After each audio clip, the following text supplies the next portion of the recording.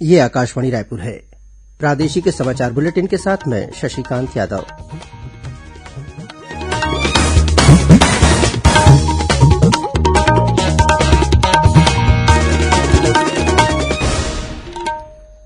और अब पेश है आज के मुख्य समाचार। मुख्यमंत्री ने सभी कलेक्टरों और पुलिस अधीक्षकों को सीमावर्ती राज्यों से प्रदेश में धान के अवैध परिवहन पर कड़ाई से अंकुश लगाने के दिए निर्देश। हर घर दस्तक अभियान के तहत स्वास्थ्यकर्मी दूरदराज के क्षेत्रों में घर घर जाकर पात्र लोगों का कर रहे हैं टीकाकरण। दिव्यांग व्यक्तियों के सशक्तिकरण के लिए छत्तीसगढ़ को 3 श्रेणियों में राष्ट्रीय पुरस्कार प्राप्त हुआ और आगामी 24 घंटों के दौरान मध्य छत्तीसगढ़ में कुछ स्थानों पर हल्की से मध्यम वर्षा होने अथवा गरज चमक के साथ छींटे पड़ने की संभावना।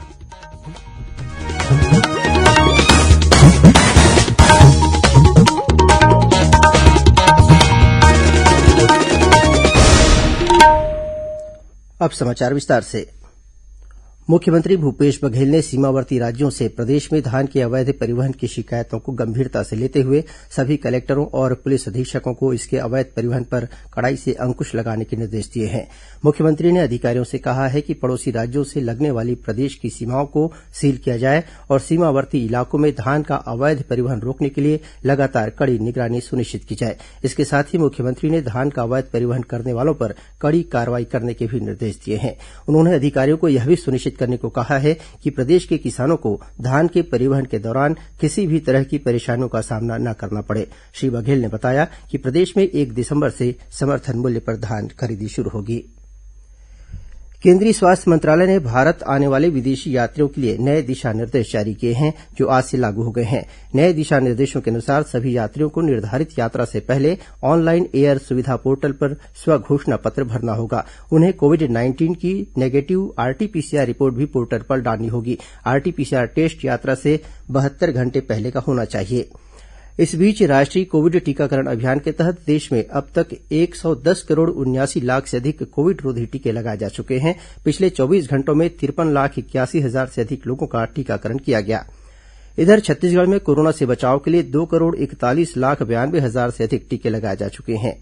इस बीच हर घर दस्तक अभियान के तहत दुर्ग जिले में स्वास्थ्यकर्मी दूरदराज के क्षेत्रों में घर घर जाकर आम लोगों सहित दिव्यांगों का टीकाकरण कर रहे हैं। सीएमएचओ डॉक्टर गंभीर सिंह ठाकुर ने कहा कि कोविड टीकाकरण के प्रति लोगों को जागरूक करने के लिए प्रचार टोली बनाकर चिन्हांकित क्षेत्रों में भेजकर 100% टीकाकरण सुनिश्चित करने पर जोर दिया जा रहा है।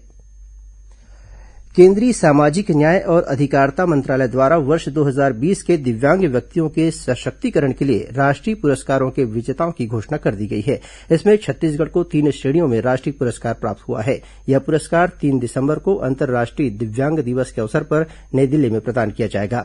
राष्ट्रीय पुरस्कार के बेस्ट ब्रेल प्रेस की श्रेणी में बिलासपुर में समाज कल्याण विभाग द्वारा संचालित ब्रेल प्रेस का चयन किया गया है। वहीं दिव्यांग व्यक्तियों के लिए अवरोध मुक्त वातावरण के निर्माण में उत्कृष्ट कार्य के लिए स्थानीय निकाय की श्रेणी में नया रायपुर का चयन हुआ है। इसी तरह दिव्यांगजन के साथ स्वरोजगार के लिए सर्वश्रेष्ठ नियोक्ता और प्लेसमेंट एजेंसी की श्रेणी में निजी अथवा गैर सरकारी संगठन या कार्यालय के लिए समता कॉलोनी रायपुर के नुक्कड़ टी कैफे वेंचर्स एलएलपी का चयन किया गया है। मुख्यमंत्री भूपेश बघेल और समाज कल्याण मंत्री अनिला भेड़िया ने राष्ट्रीय पुरस्कार के लिए चयनित संस्थाओं को बधाई दी है। राज्यपाल अनुसुईया उइके कल राष्ट्रपति भवन में आयोजित राज्यपालों और उपराज्यपालों के सम्मेलन में शामिल हुई। सम्मेलन में राष्ट्रपति रामनाथ कोविंद, उपराष्ट्रपति एम वेंकैया नायडू और प्रधानमंत्री नरेन्द्र मोदी उपस्थित थे। राज्यपाल ने सम्मेलन में छत्तीसगढ़ में पेसा एक्ट के अंतर्गत नियमों को लागू करने और मेसा एक्ट को संसद में पारित करने की आवश्यकता बताई। सुश्री उइके ने कहा कि राज्यपाल का दायित्व ग्रहण करने के बाद राजभवन के दरवाजे जो भी जरूरतमंद आया उनके समस्याओं को सुना और राजभवन की विशिष्ट अवधारणाओं को समाप्त करते हुए इसे जन भवन का स्वरूप दिया। सम्मेलन में उन्होंने कहा कि छत्तीसगढ़ की 12 जातियां जो कि अनुसूचित जनजाति हैं, जिनमें मात्रात्मक त्रुटि होने की वजह से पात्र व्यक्तियों को जाति प्रमाण पत्र मिलने में कठिनाई हो रही है। इस संबंध में राज्य से प्रस्ताव भेजा जा चुका है, जिस पर जल्द कार्रवाई का आग्रह किया। छत्तीसगढ़ उच्च न्यायालय ने विद्युत वितरण कंपनी और वन विभाग की लापरवाही से प्रदेश में हो रही हाथियों की मौत के मामले को संज्ञान में लिया है। इस मामले में हाईकोर्ट ने विद्युत वितरण कंपनी और वन विभाग को नोटिस जारी कर 6 सप्ताह में जवाब मांगा है। हाईकोर्ट की मुख्य न्यायाधीश न्यायमूर्ति गौतम भादुड़ी की बेंच ने प्रदेश में हाथियों की लगातार हो रही मौतों पर दायर जनहित याचिका पर आज सुनवाई की। गौरतलब है कि हाथियों की बिजली करंट से लगातार हो रही मौतों को लेकर रायपुर निवासी नितिन सिंघवी ने एक जनहित याचिका दायर की थी। राज्य में संचालित स्वामी आत्मानंद अंग्रेजी माध्यम उत्कृष्ट विद्यालयों की 2 दिवसीय राज्य स्तरीय खेलकूद स्पर्धा आज से रायपुर में शुरू हुई। शिक्षा मंत्री डॉक्टर प्रेमसाय सिंह टेकाम ने पंडित आरडी तिवारी शासकीय उत्कृष्ट अंग्रेजी माध्यम उच्चतर माध्यमिक विद्यालय आमापारा के खेल मैदान में इस स्पर्धा का शुभारंभ किया। इस प्रतियोगिता में प्रदेश के सभी 5 संभागों के 1000 से अधिक खिलाड़ी भाग ले रहे हैं। इसके तहत फुगड़ी, दौड़, कबड्डी, शतरंज, खो खो, फुटबॉल, वॉलीबॉल और बैडमिंटन की स्पर्धाएं हो रही हैं। खबरों का सिलसिला जारी रहेगा। अभी वक्त है एक छोटे से विराम का।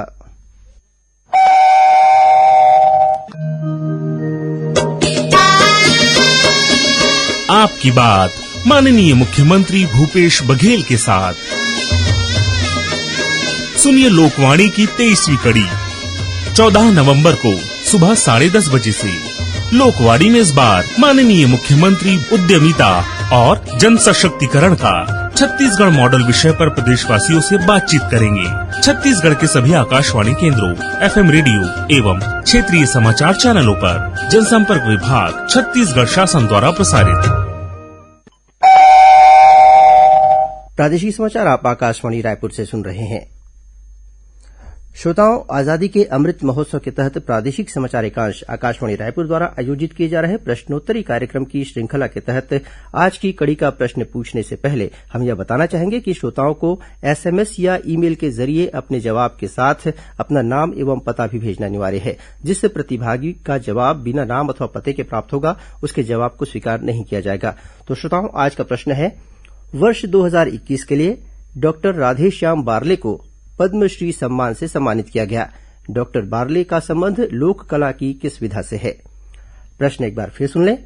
वर्ष 2021 के लिए डॉक्टर राधेश्याम बारले को पद्मश्री सम्मान से सम्मानित किया गया। डॉक्टर बारले का संबंध लोक कला की किस विधा से है? आप अपने जवाब ईमेल अथवा SMS के जरिए भेज सकते हैं। ये जवाब ईमेल ID raipurSawal@gmail.com पर अथवा फोन नंबर 9424208182 पर SMS के जरिए भेज सकते हैं। श्रोताओं को सिर्फ SMS या ईमेल के जरिए ही जवाब भेजने हैं, व्हाट्सएप के माध्यम से नहीं। जिस श्रोता का सबसे पहले सही जवाब प्राप्त होगा उसे विजेता माना जाएगा और उसके नाम की घोषणा कल प्रसारित होने वाले प्रादेशिक हिंदी समाचार बुलेटिन में की जाएगी। साथ ही उसे प्रादेशिक समाचार एकांश की ओर से डिजिटल प्रमाण पत्र भी जारी किया जाएगा। मुख्यमंत्री भूपेश बघेल ने केंद्रीय वित्त मंत्री निर्मला सीतारमण को पत्र लिखकर राज्य के हित के लिए वित्तीय संसाधन उपलब्ध कराने का आग्रह किया है।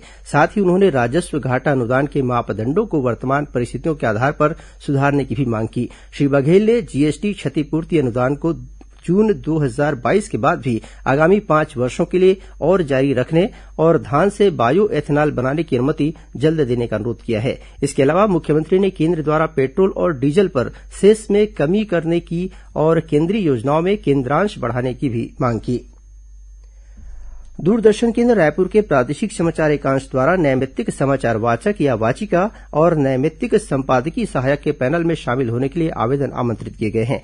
इनमें छत्तीसगढ़ी और हिंदी भाषा के समाचार वाचक और संपादकीय सहायक के पद शामिल हैं। इससे संबंधित जानकारी प्रसार भारती की वेबसाइट पर उपलब्ध है।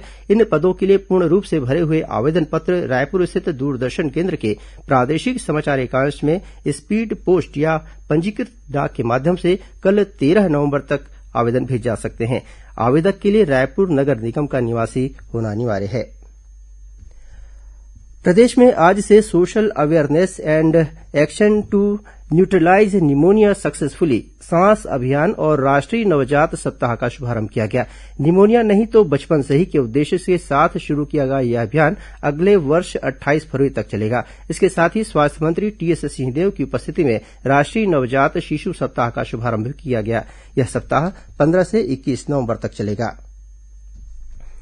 पत्र सूचना कार्यालय PIB और प्रादेशिक लोक संपर्क कार्यालय आरओबी रायपुर के संयुक्त तत्वावधान में क्षेत्रीय लोक संपर्क कार्यालय कांकेर के सहयोग से आज आजादी का अमृत महोत्सव देश की आजादी में महिलाओं का योगदान विषय पर वेबिनार का आयोजन किया गया। इस वेबिनार में भारत की सरकार के फील्ड अधिकारी, गैर सरकारी संगठनों के कार्यकर्ता, लोक कलाकार और महाविद्यालयों तथा विद्यालयों के छात्र छात्राएं शामिल हुए। और अब पेश है मौसम का हाल। आगामी 24 घंटों के दौरान मध्य छत्तीसगढ़ में कुछ स्थानों पर हल्की से मध्यम वर्षा होने अथवा गरज चमक के साथ छींटे पड़ने की संभावना है।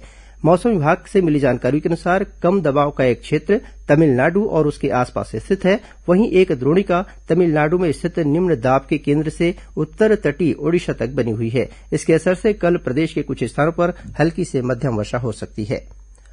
अब कुछ अन्य खबरें संक्षिप्त में। आज लोक सेवा प्रसारण दिवस है। वर्ष 1947 में आज ही के दिन राष्ट्रपिता महात्मा गांधी के आकाशवाणी दिल्ली आगमन की स्मृति में प्रत्येक वर्ष 12 नवंबर को यह दिवस मनाया जाता है। केंद्र सरकार ने राष्ट्रीय वेक्टर जनित रोग नियंत्रण कार्यक्रम के निदेशालय का नाम बदलकर राष्ट्रीय वेक्टर जनित रोग नियंत्रण केंद्र कर दिया है। प्रसिद्ध साहित्यकार गजानन माधव मुक्तिबोध की कल जयंती है। इस अवसर पर मुख्यमंत्री भूपेश बघेल ने उन्हें नमन किया है। प्रदेश के नवनियुक्त पुलिस महानिदेशक अशोक जुनेजा ने आज पुलिस मुख्यालय में कार्यभार ग्रहण किया। डीएम अवस्थी ने आज नेताजी सुभाष चंद्र बोस राज्य पुलिस अकादमी चंदखुरी रायपुर के महानिदेशक का पदभार ग्रहण किया। स्कूल शिक्षा मंत्री डॉक्टर प्रेमसाय सिंह टेकाम ने कल मध्यान्ह भोजन योजना के तहत कुकिंग कास्ट और रसोइया मानदेय राशि भुगतान के ऑनलाइन अंतरण प्रक्रिया का शुभारंभ किया। बीजापुर जिले में प्रधानमंत्री ग्राम सड़क योजना में पदस्थ सब इंजीनियर और भृत्य लापता बताए जा रहे हैं। सड़क निर्माण कार्य के दौरान ये दोनों कल पुल का जायजा लेने गए थे, जो 24 घंटे के बाद भी नहीं लौटे हैं। दोनों कर्मचारियों के अपहरण की आशंका जताई जा रही है। सुकमा जिले के केरलापार में पुलिस अधीक्षक सुनील शर्मा ने जनदर्शन चौपाल लगाकर ग्रामीणों की समस्याएं सुनी। इस दौरान पुना नरकोम अभियान के तहत ग्रामीणों को कपड़े और शॉल सहित अन्य सामग्री बांटी गई। जांजगीर चांपा के माल खरोदा क्षेत्र के पीरदा गांव में 3 दिवसीय रामनामी मेला का आयोजन किया जा रहा है और गरियाबंद जिले के उदंती अभयारण्य में आज राजकीय पशु वन भैंसा सोमू की मौत हो गई। कुछ दिन पहले इस अभयारण्य में एक मादा वन भैंसा खुशी की भी मौत हो गई थी। अंत में मुख्य समाचार एक बार फिर। मुख्यमंत्री ने सभी कलेक्टरों और पुलिस अधीक्षकों को सीमावर्ती राज्यों से प्रदेश में धान के अवैध परिवहन पर कड़ाई से अंकुश लगाने के दिए निर्देश। हर घर दस्तक अभियान के तहत स्वास्थ्यकर्मी दूरदराज के क्षेत्रों में घर घर जाकर पात्र लोगों का कर रहे हैं टीकाकरण। दिव्यांग व्यक्तियों के सशक्तिकरण के लिए छत्तीसगढ़ को 3 श्रेणियों में राष्ट्रीय पुरस्कार प्राप्त हुआ और आगामी 24 घंटों के दौरान मध्य छत्तीसगढ़ में कुछ स्थानों पर हल्की से मध्यम वर्षा होने अथवा गरज चमक के साथ छींटे पड़ने की संभावना। इसी के साथ प्रादेशिक समाचार बुलेटिन समाप्त हुआ। नमस्कार।